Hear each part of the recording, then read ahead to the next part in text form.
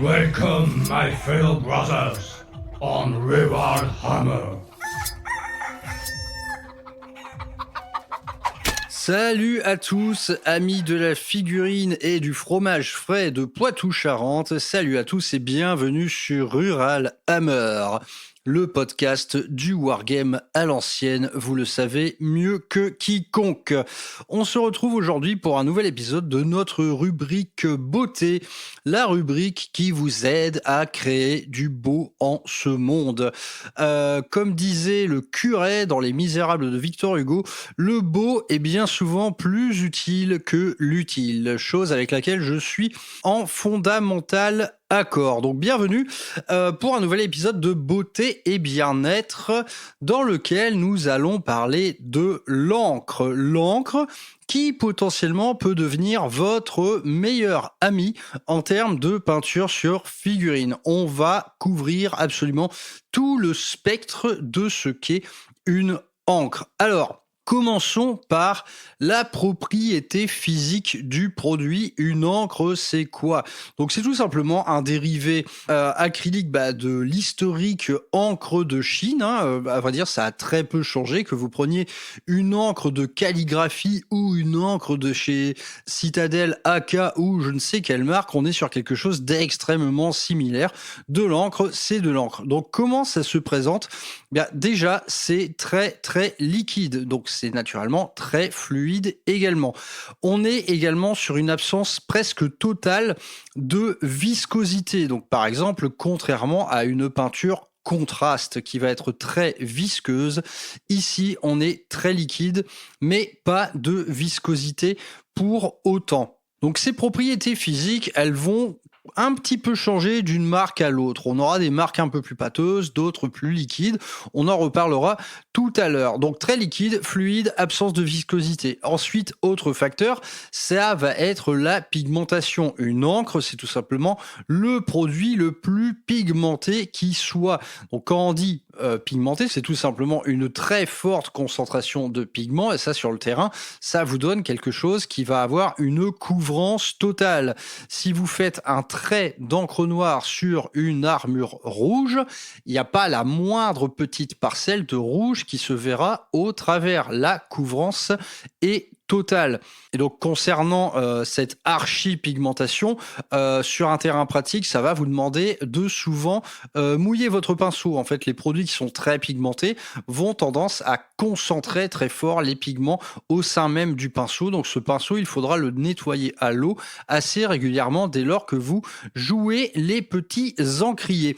Ensuite, autre propriété physique, ça va être un temps de séchage plus important qu'une simple peinture acrylique. L'encre, elle va mettre tout simplement plus de secondes, voire de minutes, à sécher intégralement. Donc ça, naturellement, c'est quelque chose qu'il faut garder à l'esprit. Lorsqu'on peint à l'encre, il faut éviter de mettre ces petites paluches sur les petites portions de la figurine qu'on vient de passer à l'encre. Ça sèche assez lentement. Ensuite, autre caractéristique, c'est que ça brille. L'encre, ça brille. Donc là, lorsque vous travaillez un peu de manière chirurgicale, ça n'aura absolument aucun impact. Mais dès lors qu'on va s'amuser à faire des couches de base à l'encre, par exemple comme sur une armure de Space Marine, eh bien, en termes de travail, on va se retrouver avec une armure toute brillante qu'il faudra un peu matifier avant de continuer à bosser dessus. On en parlera également plus tard. Et dernière des propriétés physiques, sur un terrain pratique de votre atelier, c'est que l'encre va être utilisable aussi bien au pinceau qu'à l'aérographe. Il n'y a pas de parent pauvre, c'est aussi bon dans un domaine que dans l'autre. Donc, nous autres, finalement, on connaît beaucoup de dérivés de l'encre. C'est parmi les produits que les gens utilisent le plus, surtout quand on débute dans un cadre de peinture sur figurine. On va utiliser beaucoup, par exemple, les shades, donc la gamme Shade de Citadel qui est très connue, mais bon, toutes les marques en font. Donc ici, un shade, c'est quoi? C'est un dérivé de l'encre. Ça va être tout simplement une encre beaucoup moins pigmentée, quelque part, une encre diluée, donc qui, sur le terrain, va nous servir à couvrir des portions entières de la figurine. Le truc va se loger tout seul dans les creux en teintant le moins possible les aplats.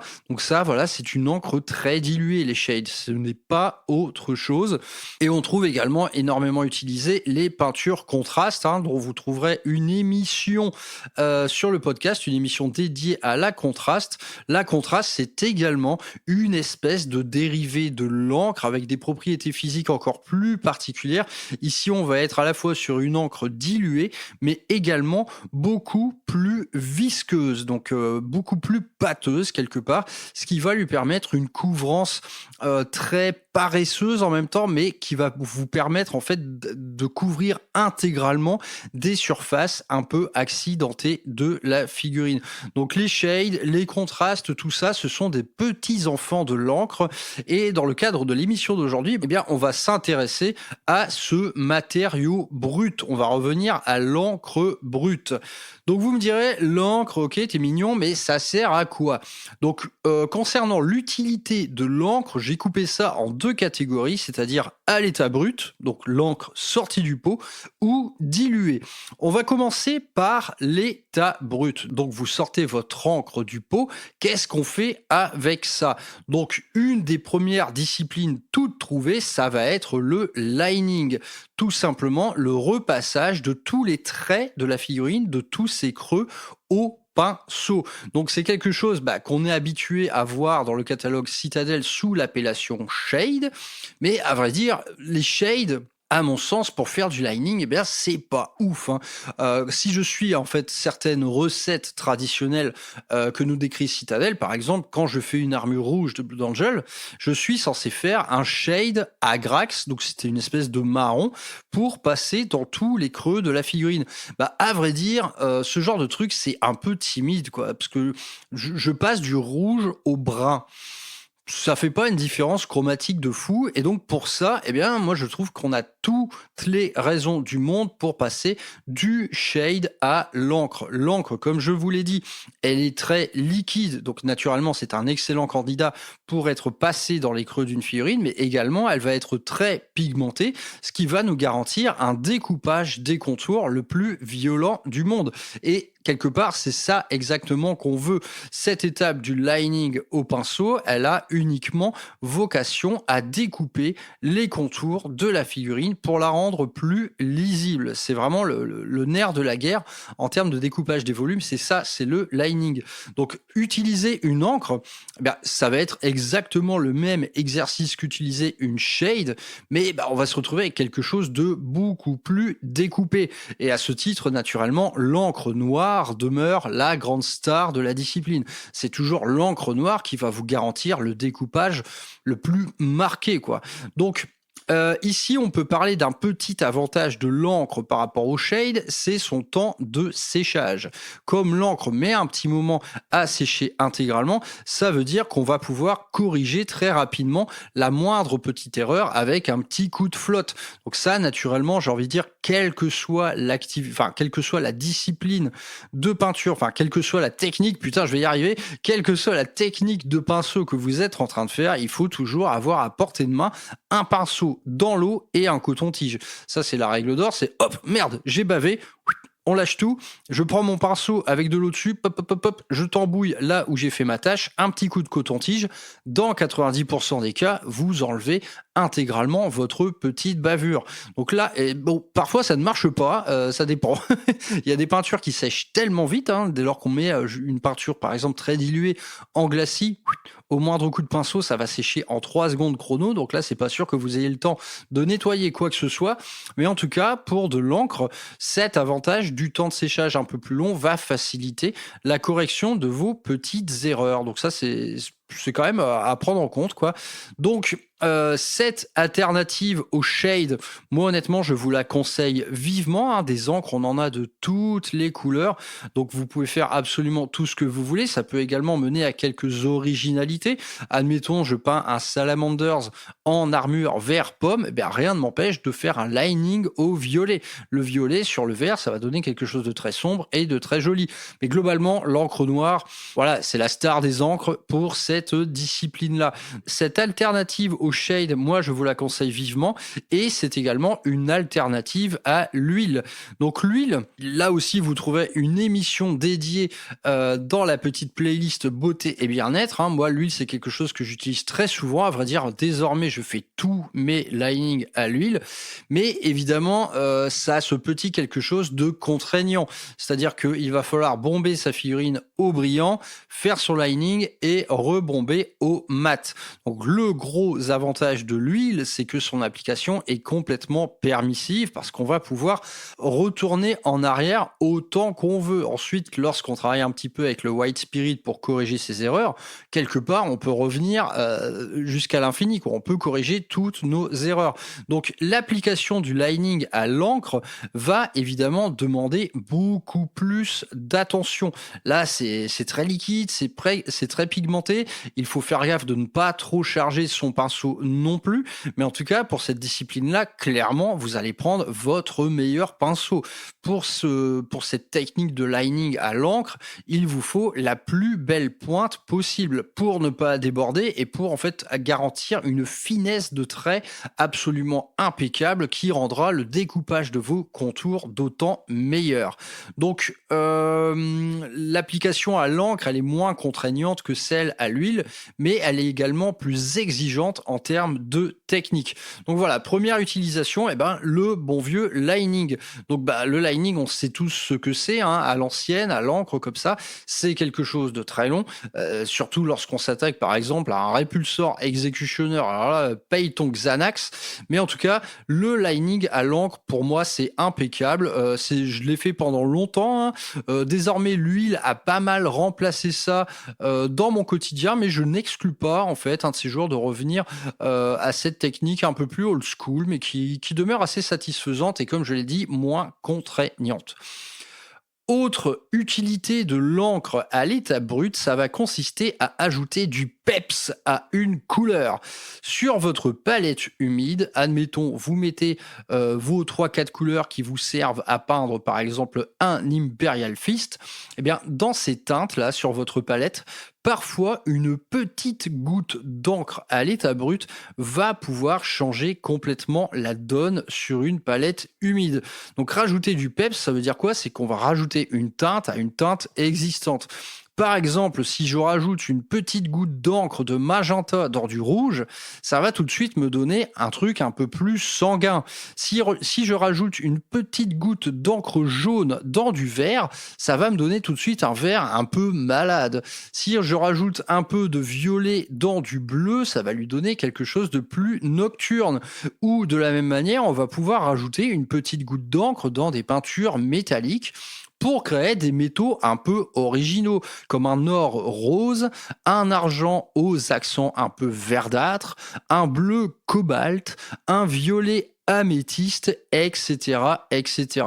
Donc, à ce titre, le dosage, parfois, peut ne pas être évident. Comme je l'ai dit, les encres, c'est archi pigmenté.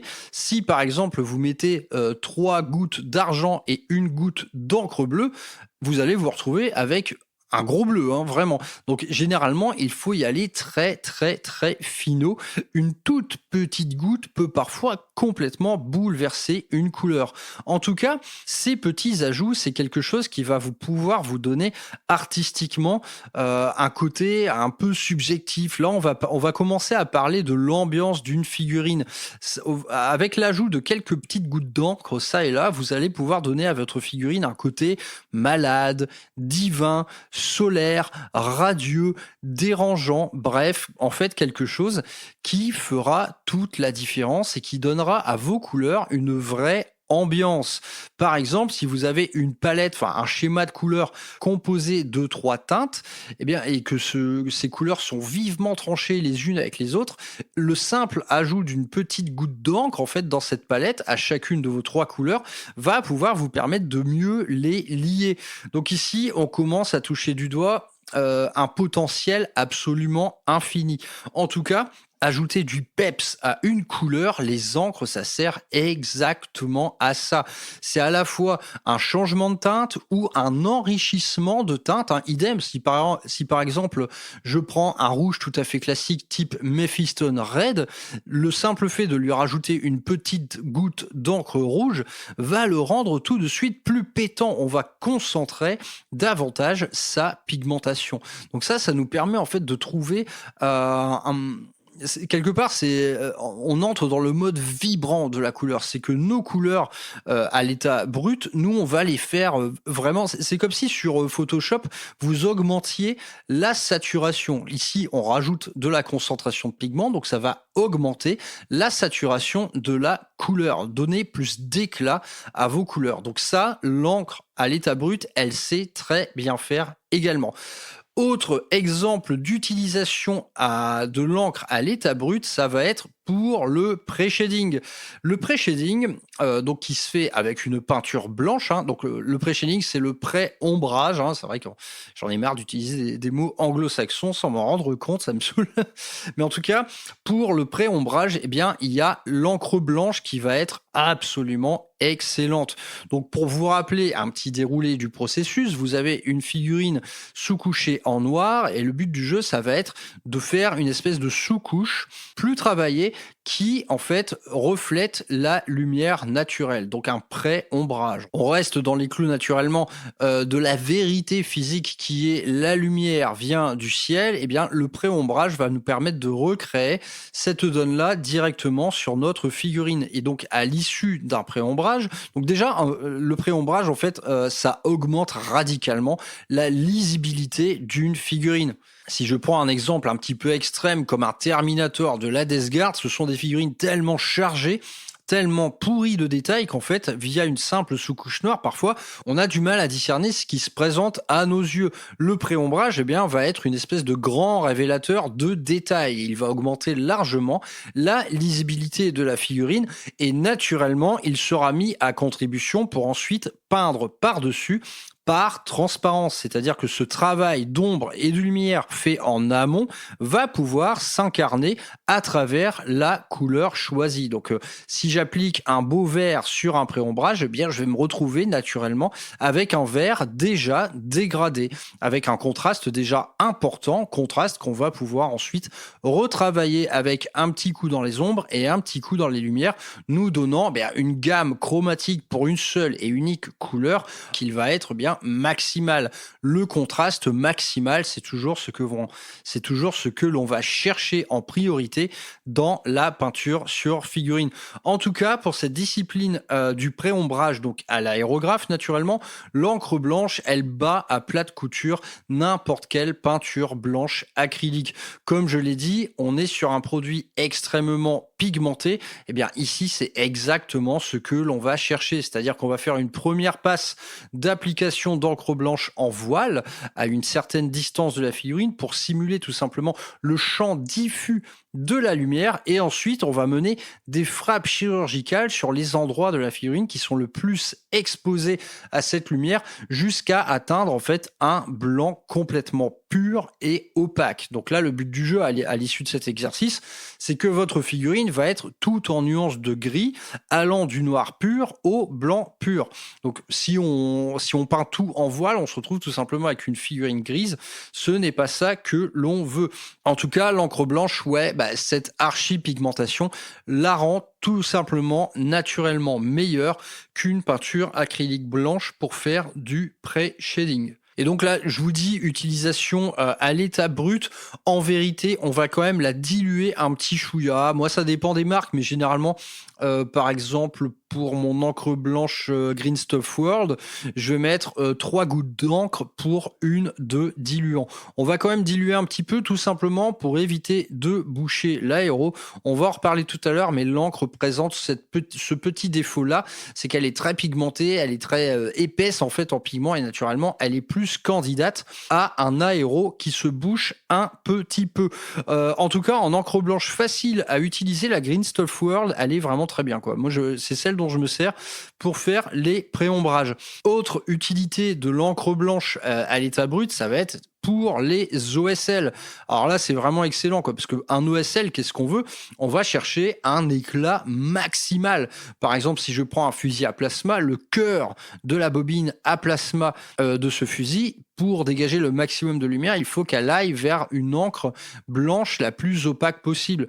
Donc là, encore une fois, l'encre blanche est magnifique pour ce faire.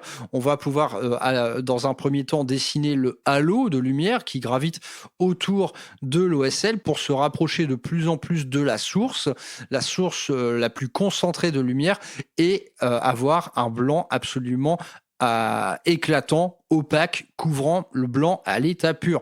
Là, idem, l'encre blanche, c'est tout simplement le meilleur moyen pour faire de l'OSL. Et donc, si je parle d'utilisation encore de l'encre à l'état brut, donc par exemple pour faire des OSL, naturellement, c'est quelque chose qu'on va faire à l'aérographe. Là, utiliser de l'encre non diluée à l'aérographe, ça va vraiment être pour faire des frappes chirurgicales non diluées. Donc là, comme je vous l'ai dit, le fait de ne pas diluer une encre, ça va potentiellement un peu boucher les conduits de votre aérographe. Donc là, dans ce cas-là, ça va être comme la peinture contraste.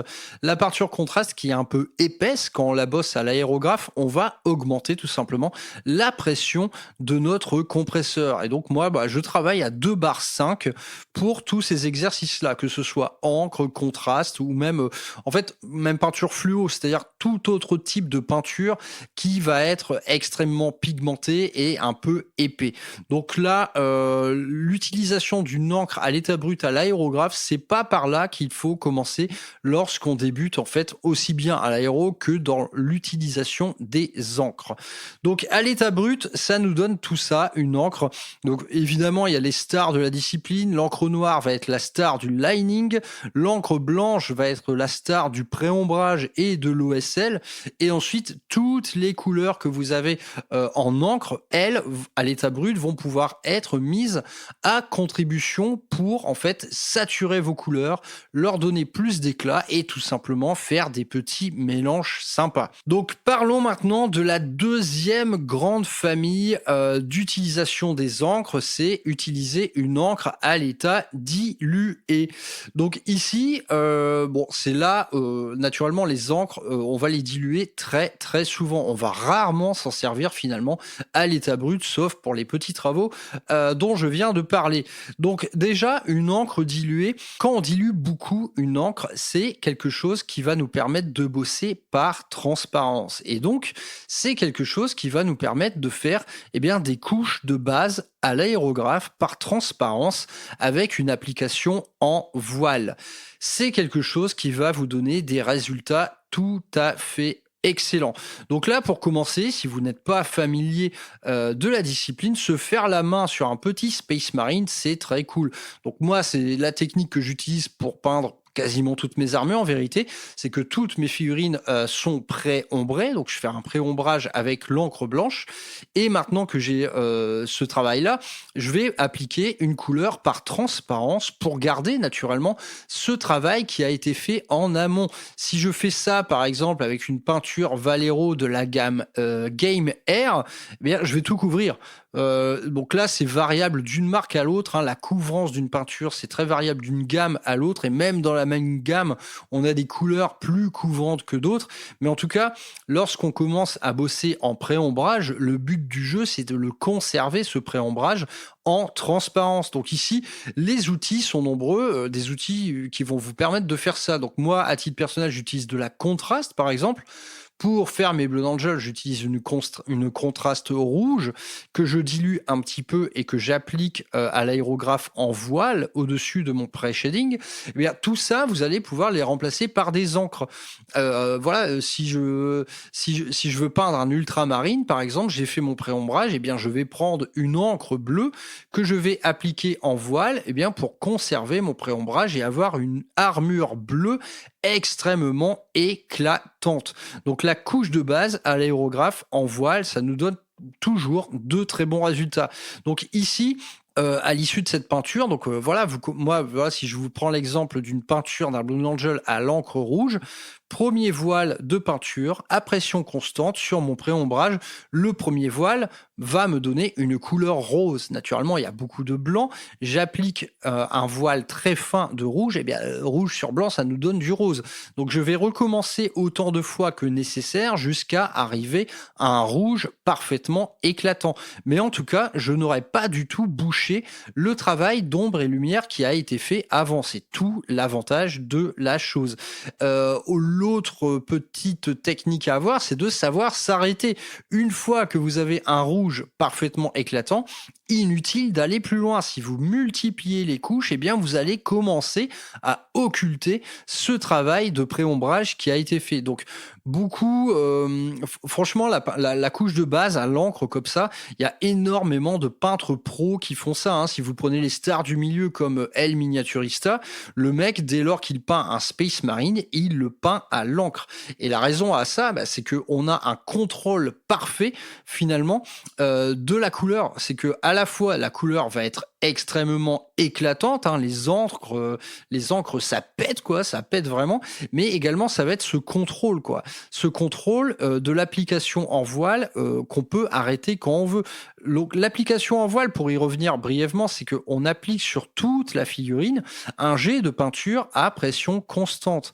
Admettons, sur mon pré-ombrage, ok, je fais 2 applications en voile, je vois que dans mes ombres, voilà, là j'ai des ombres très fortes déjà, et donc pour la suite de l'application de cette couche de base, je vais pouvoir choisir de me concentrer uniquement sur les lumières, par exemple.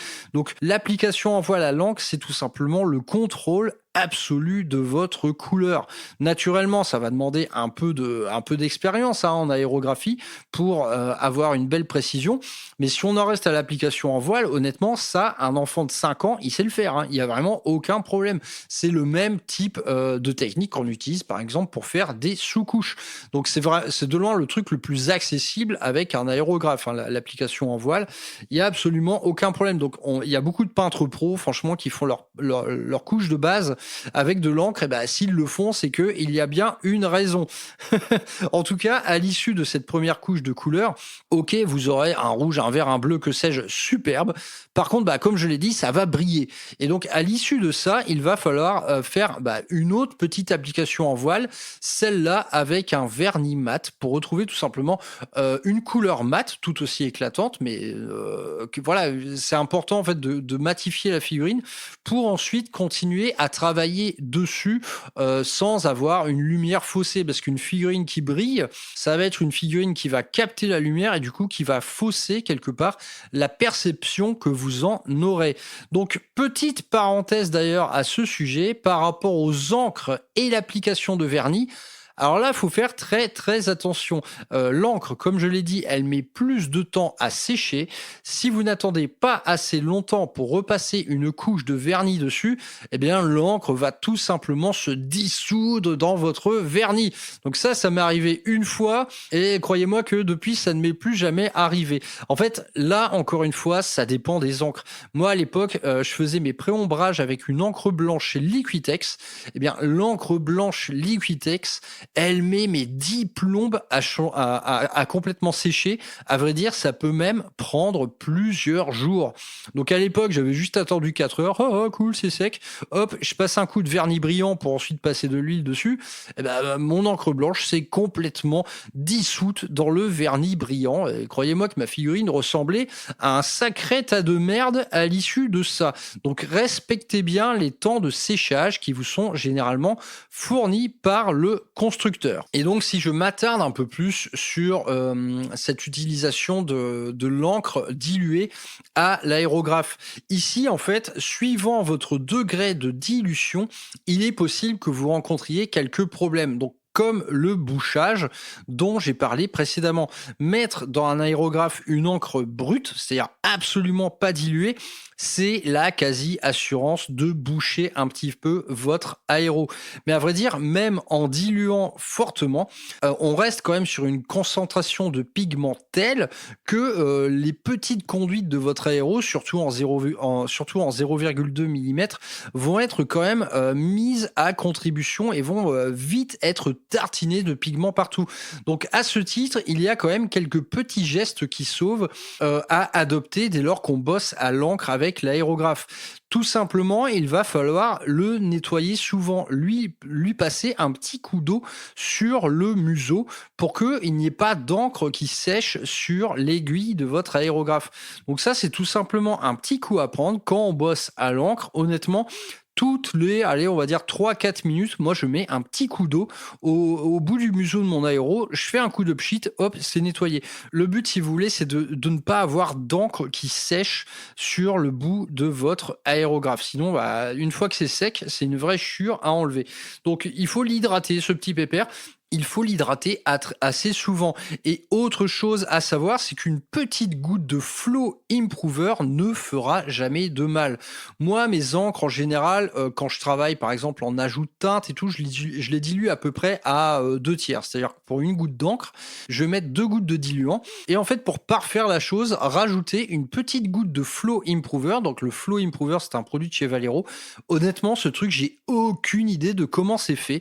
En tout cas, ça améliore le flow. ça improve le flow. Alors, comment ils font ça, je ne sais pas, mais en tout cas, c'est vrai que ça fonctionne. L'air s'écoule mieux, ça sèche moins, ça ne bouge tout simplement plus. Donc, il serait bien bête de s'en passer dès lors qu'on bosse avec des produits qui ont justement tendance à boucher naturellement les petits conduits de votre aéro. Et bien ici, une petite goutte de Flow Improver, ça ne vous sauvera pas en intégralité, on va pas se mentir, mais en tout cas, ça fait quand même du bien par où ça passe, c'est le cas de le dire. Donc voilà, à l'état dilué, l'encre comme ça, pour faire des belles couches de base à l'aérographe, c'est tout simplement super. Ensuite, on va commencer à parler de ce que va être sans doute la discipline reine de l'encre. Ça va être l'ajout de teinte. Donc l'ajout de teinte, j'en ai parlé précédemment, par exemple au pinceau sur une palette humide. Via de l'encre, on va ajouter des teintes à des couleurs existantes. Ici, le domaine se rapproche beaucoup plus du glacis. Donc le glacis, vous savez ce que c'est. Au pinceau, on va ajouter une teinte à une couleur existante via une couche très fine, très très dilué. Donc le glacis, voilà, c'est le truc à savoir, c'est que le glacis se fait toujours avec des couleurs très diluées. C'est un métier de patience, le glacis, tout simplement. Par exemple, quand on fait des épées énergétiques en glacis, par exemple, si je pars d'une base, on va dire, Fenrisian Grey, et que je veux faire un petit glacis bleu pour aller chercher du bleu dans les ombres, eh bien, mon pinceau avec du bleu, donc un bleu très dilué, déjà, je vais décharger au maximum ce pinceau, et ensuite, je vais passer très patiemment plusieurs couches de glacis, histoire d'aller chercher une teinte bleue dans les ombres. Et donc ces glacis, parfois, ils ne se révèlent qu'au bout de 3, voire 4 passages. Et bien ici, l'encre va être un précieux allié pour l'exercice de nos glacis. Donc on va aller diluer énormément ces encres cette fois. Donc là, dans ce cas-là, si on fait du glacis au pinceau, on va se contenter de diluer nos encres à l'eau. L'encre, c'est un produit acrylique, donc on va pouvoir le diluer à l'eau. À l'aéro, par contre, il faut mettre du vrai diluant. Donc là, au pinceau comme à l'aéro, la dilution va être très importante, sauf si, bien sûr, on veut véritablement marquer très fort la figurine. Mais bon, là, on s'éloigne quelque part de l'exercice du glacis. Donc, naturellement, l'importance de décharger son pinceau pour le glacis, ça, je ne vous apprends rien, j'imagine bien. Et donc, là voilà, le glacis, donc l'ajout de teinte, bien ici, on touche du doigt ce qui est sans doute l'infinité des possibles. Et dans un bagage théorique premier, c'est plutôt important d'être calé en complémentarité des couleurs. Vous savez, savez, cette fameuse petite roue chromatique qui vous indique les correspondances entre couleurs. Donc, à vrai dire, cette petite roue, moi, je m'en sers très souvent, mais il ne faut pas non plus hésiter à transgresser un peu les règles et à la jouer un peu originale. Et de manière très globale, l'usage des encres, il va largement vous inciter à la créativité. Il va falloir oser. Quelque part, on va plutôt globalement utiliser les encres pour l'art et non pas pour le réalisme.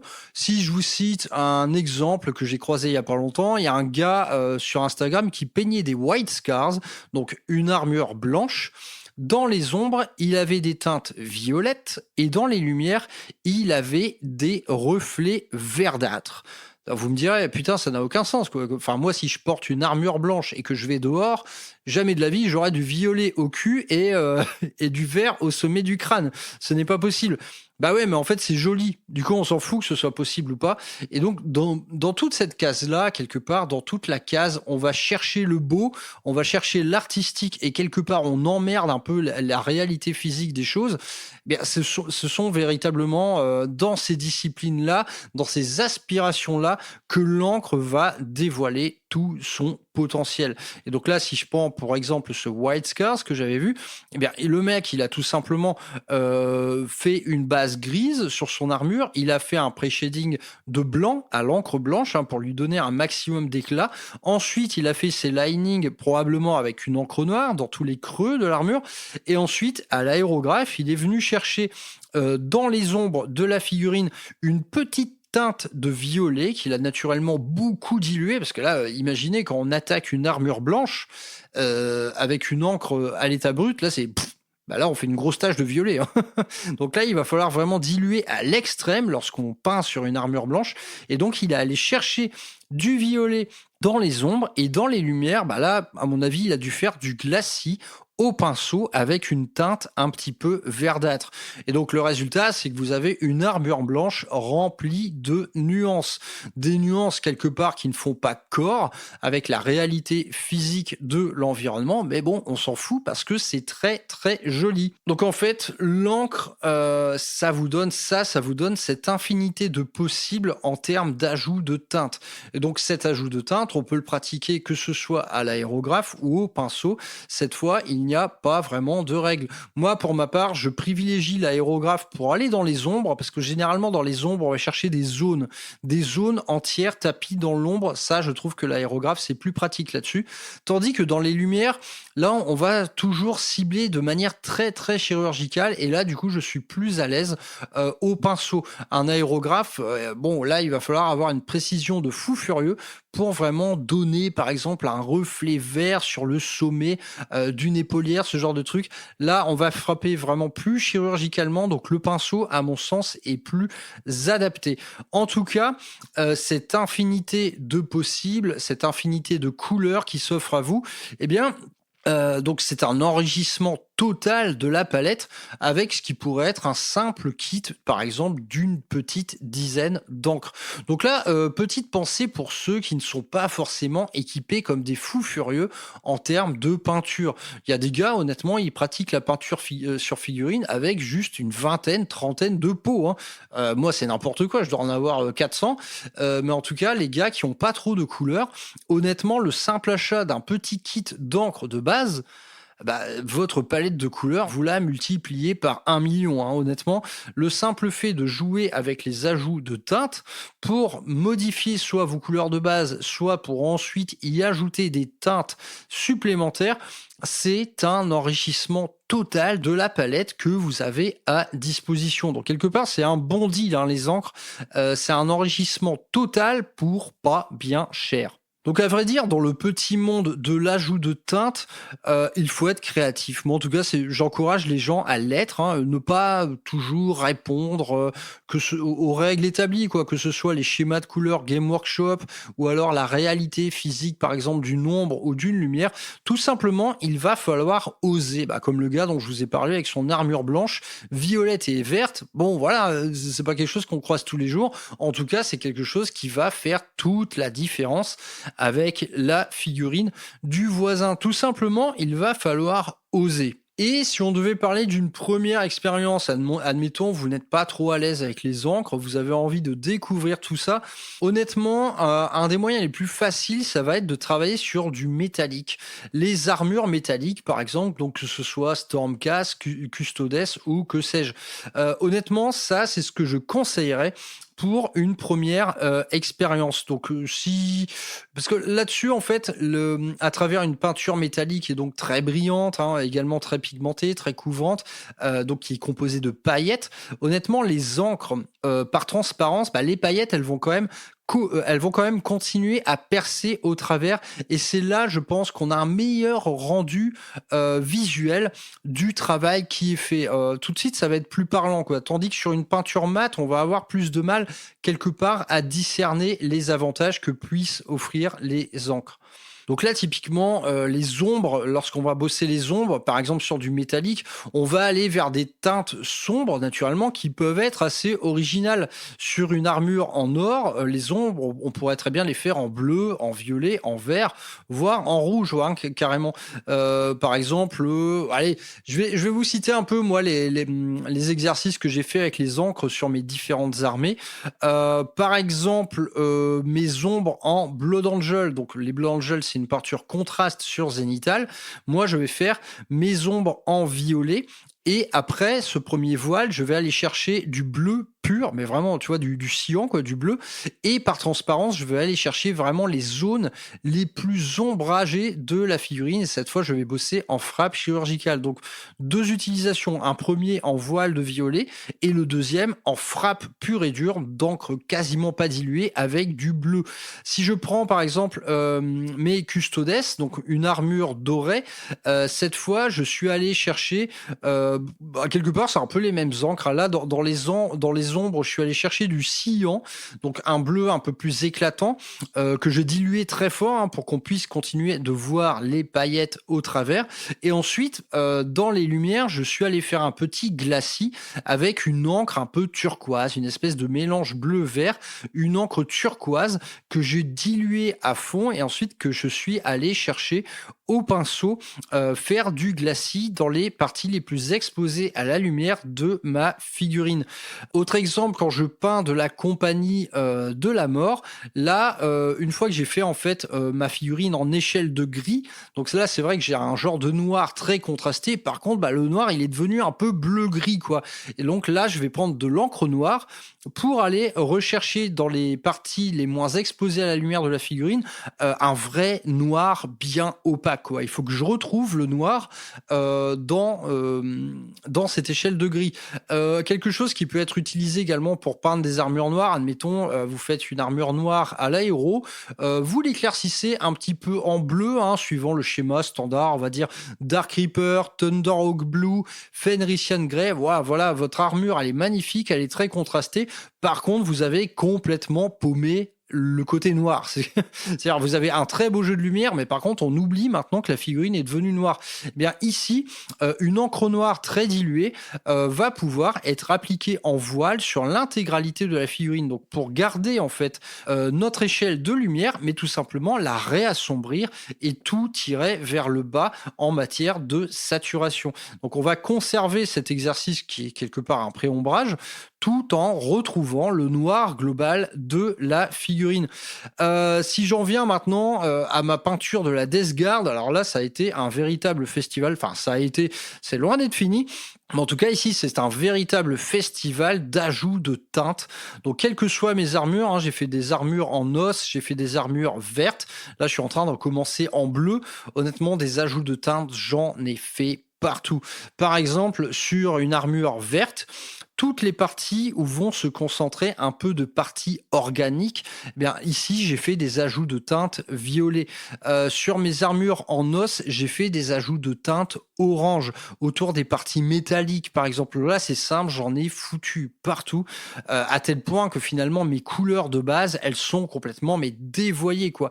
Mon vert, il tourne à une espèce de vert crapaud dégueulasse avec des teintes de orange, de violet, de brun, même de bleu quelquefois, tandis que mon os, je lui ai ajouté des ajouts de teintes violet, magenta, de manière à le rendre un peu plus organique, un peu plus cher.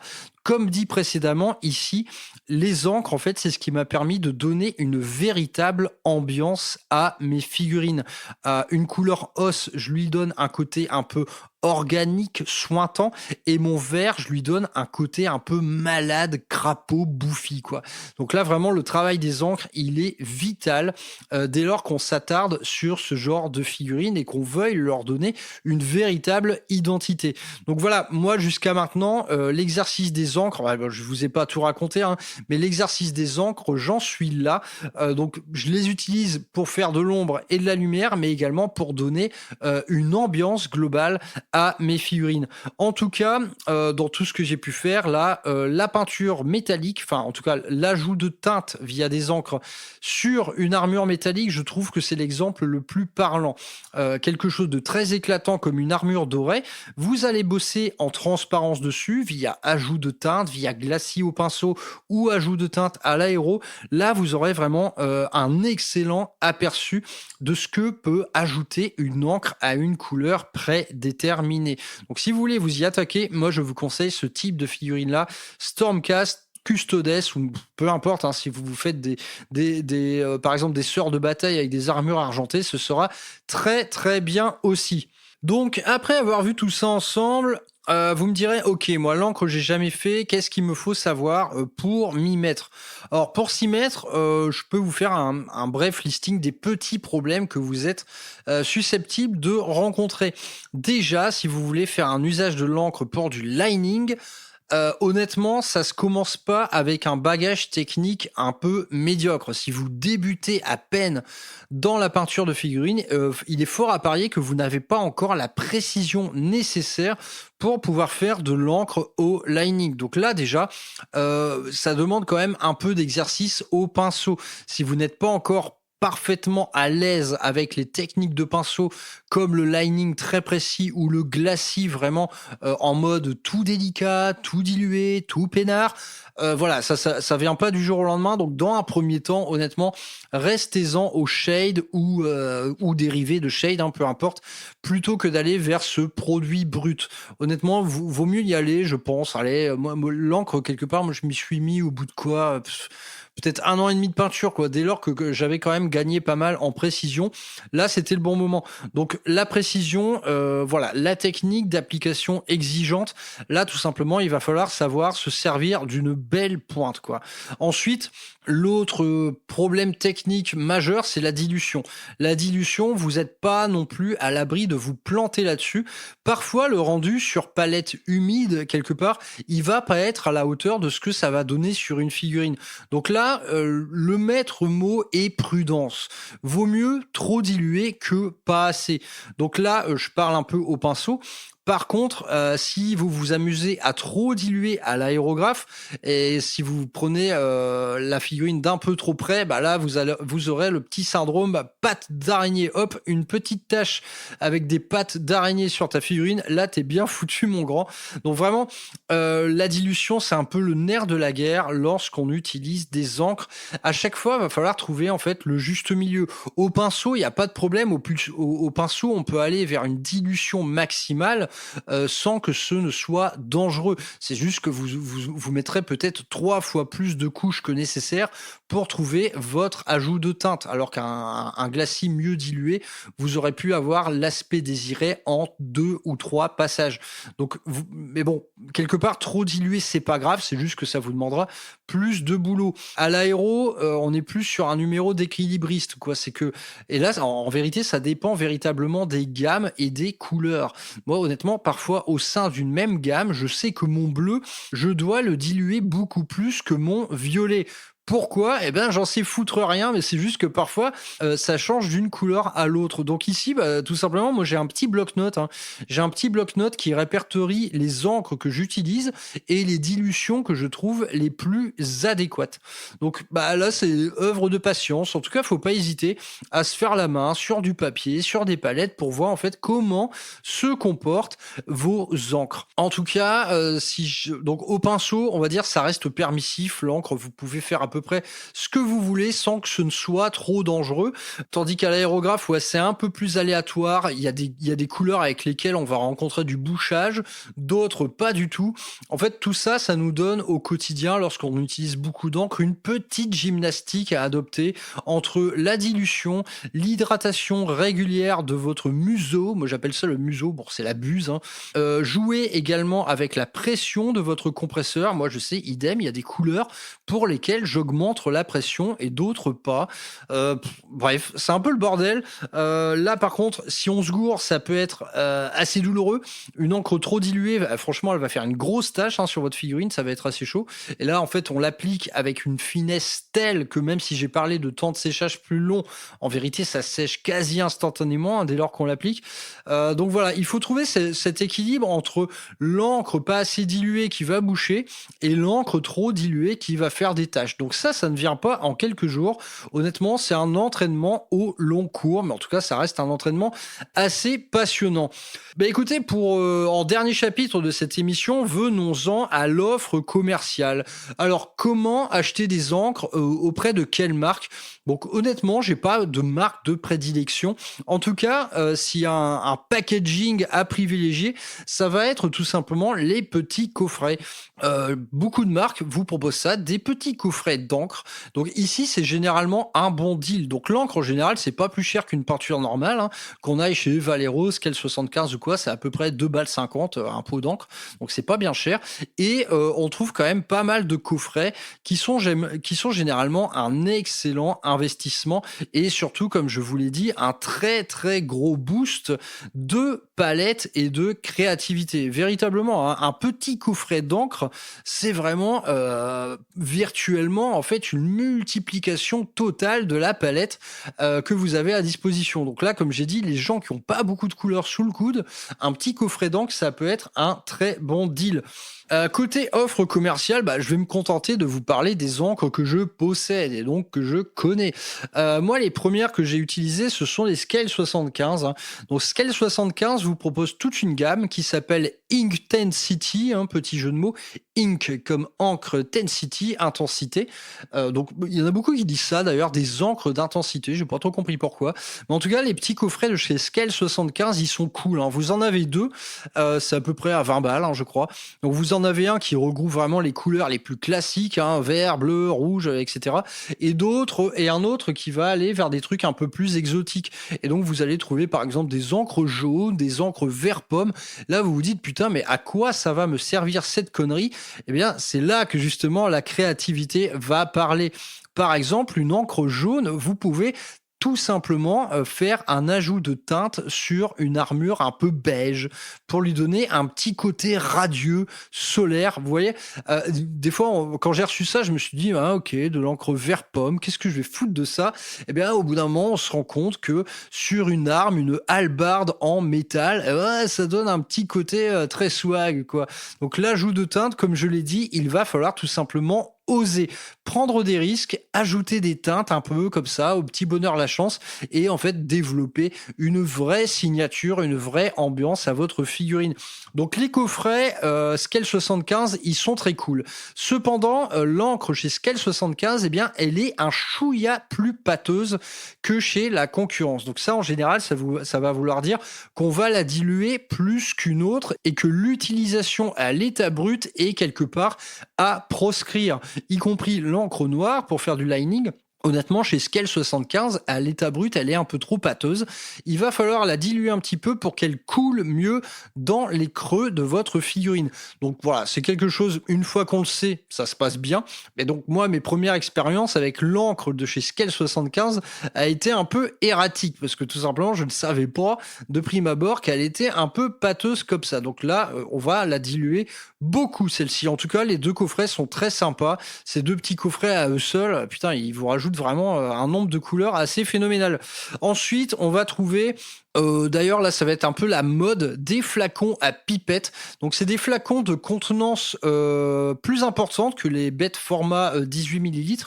On va trouver ça chez AK Interactive par exemple. Donc AK Interactive qui récemment a proposé un coffret complet d'encre qui est vraiment monstrueux parce que là on parle de gros contenants.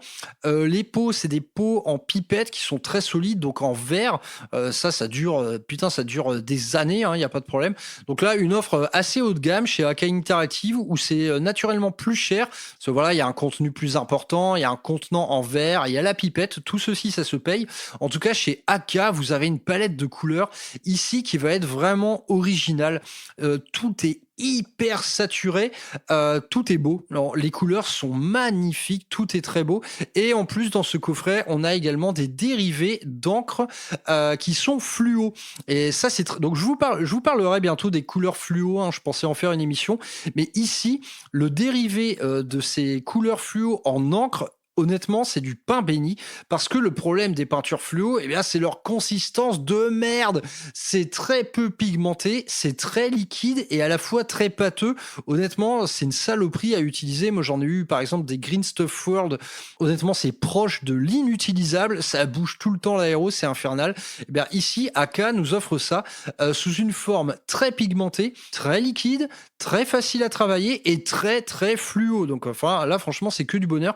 Et du coup, dans cette gamme AK, on retrouve vraiment une saturation extrême et des couleurs très pétantes. J'ai envie de dire très osées, quoi. On est vraiment ici dans quelque chose de beau, quelque chose d'original. Et là, je suis en train de découvrir cette gamme-là qui m'a gentiment été envoyée par Colored Realms, l'ami revendeur de peinture. Vous pouvez le trouver sur le Discord de Rural Hammer si vous avez besoin de peinture AK. Il en est distributeur. Colored Realms. Parenthèse fermée. En tout cas, je prends beaucoup de plaisir à découvrir cette nouvelle palette d'encre de chez AK Interactive qui est quand même plus agréable, je trouve, à utiliser que celle de chez Scale 75. Néanmoins, je les utilise toujours autant, celle de chez Scale, tout simplement parce que c'est celle que j'ai utilisée sur mes armées en cours. Donc, par souci de cohérence, je continue avec celle-ci pour le moment. Ensuite, on va aller vers ce qui est souvent considéré comme étant le haut de gamme en termes d'encre acrylique. Ça va être chez Liquitex. Alors, Liquitex, idem, ce sont des pots à pipette. C'est une encre de excellente qualité, mais à vrai dire, elle est assez élitiste cette encre parce que elle est très très longue à sécher, comme je vous l'ai dit, ça peut prendre plusieurs jours. Elle est pas évidente à travailler. Donc là, j'ai uniquement quelques couleurs que j'avais pris pour essayer. Honnêtement, parfois, j'en ai un peu chié. Donc les encres sont magnifiques, il y a pas de problème là-dessus. L'encre blanche, honnêtement, c'est la plus éclatante. Mais par exemple, pour faire du pré-ombrage, putain, elle est un petit peu capricieuse. Franchement, elle bouge souvent mon aéro. Elle est pas évidente du tout à diluer. Je sais pas, je trouve pas la bonne recette. Les résultats sont assez erratiques. Et à vrai dire, pour en avoir parlé avec d'autres peintres, tout le monde est plus ou moins d'accord là-dessus. La Liquitex, c'est vraiment pour peintres très très confirmés. Donc là, je vous conseille pas d'aller vers ça dans un premier temps. La solution budget, ça va être Scale 75, très clairement. La solution un peu premium avec des teintes beaucoup plus originales et des pots de meilleure qualité, ça va être chez AK Interactive. Donc là, voilà, je m'arrête là tout simplement parce que c'est celle que j'ai essayé, que j'ai adoptée. Si j'en ai eu quelques-unes de chez Valero. Là, il y a absolument aucune surprise chez Valero.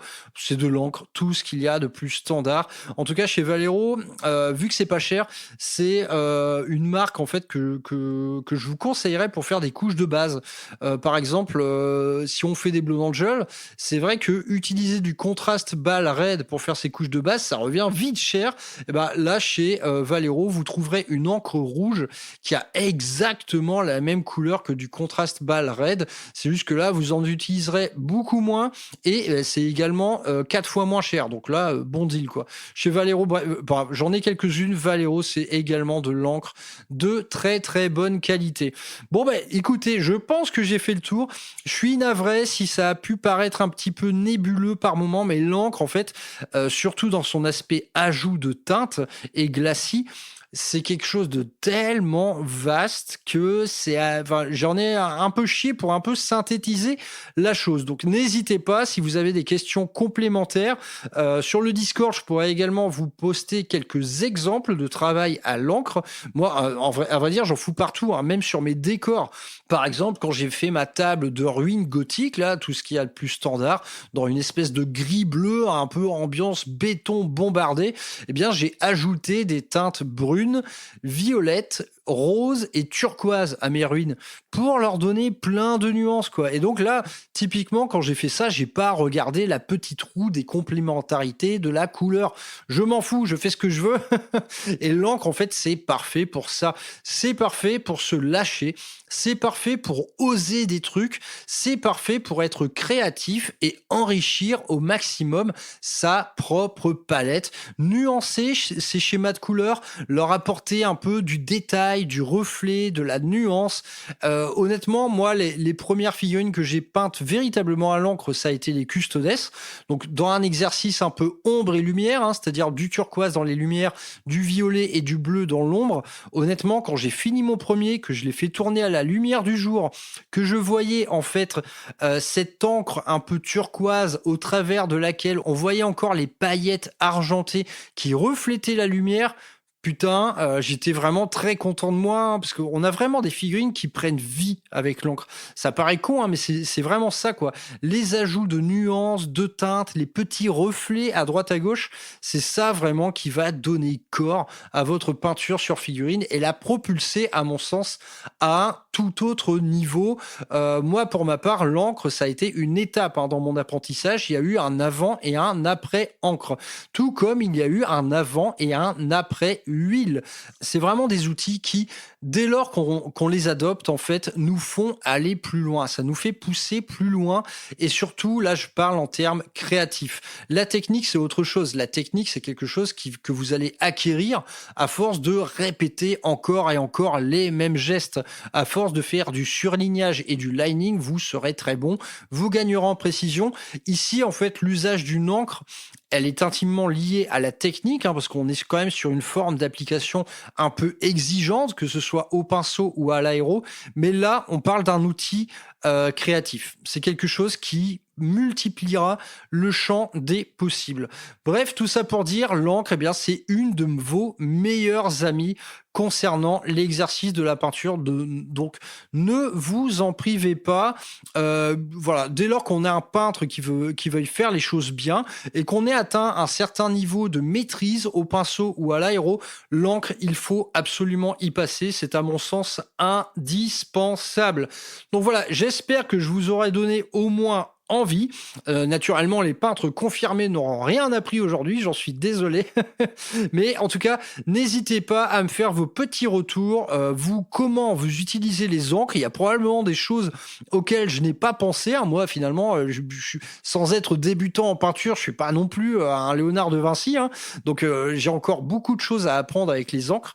Donc, si vous avez des champs d'application encore plus originaux, n'hésitez pas à les partager sur les réseaux Brother Maxou Painting et sur le sacro-saint Discord de Rural Hammer.